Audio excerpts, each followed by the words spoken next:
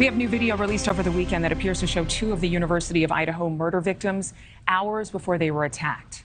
The video appears to show Kaylee Goncalves and Madison Mogen walking and talking on a sidewalk. The two young women seem to be wearing the same clothes they had on when we saw them in surveillance video from a food truck earlier that night.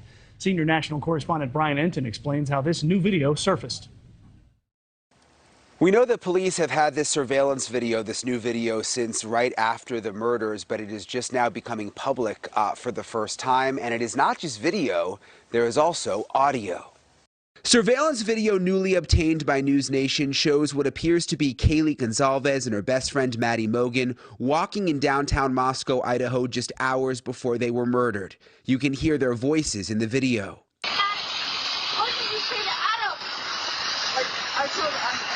For the first time, we are hearing the name Adam. The attorney representing the Goncalves family says they believe Adam is a bartender and that he is not a suspect at this time.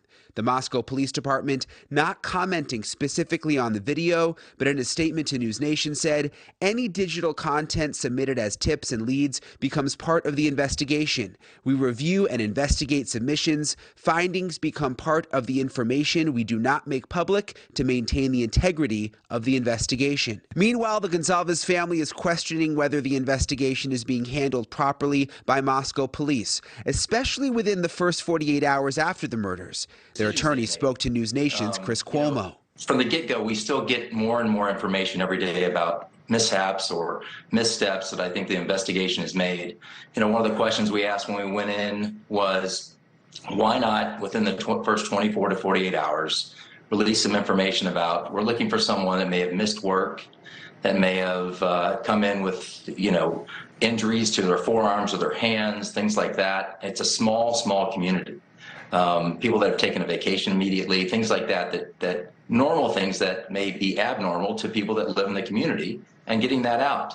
And they said they didn't do it because of investigative reasons. Police continue to focus on the white Hyundai Elantra they believe was in the area of the house near the murders and are asking for tips related to the car. Detectives insist the investigation is not slowing down. With the holidays coming up, how does that impact the investigation? Because I know there's still dozens of FBI agents assisting and state police.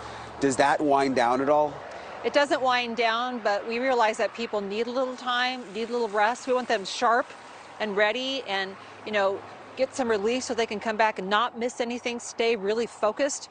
So the intensity and the pace will remain the same, but at the same time, just giving people some turns to get out with their families, get a little bit of mental break so they stay sharp.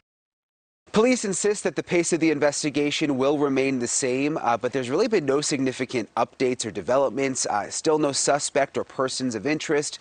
Despite that, though, investigators insist that this is not a cold case. Adrienne?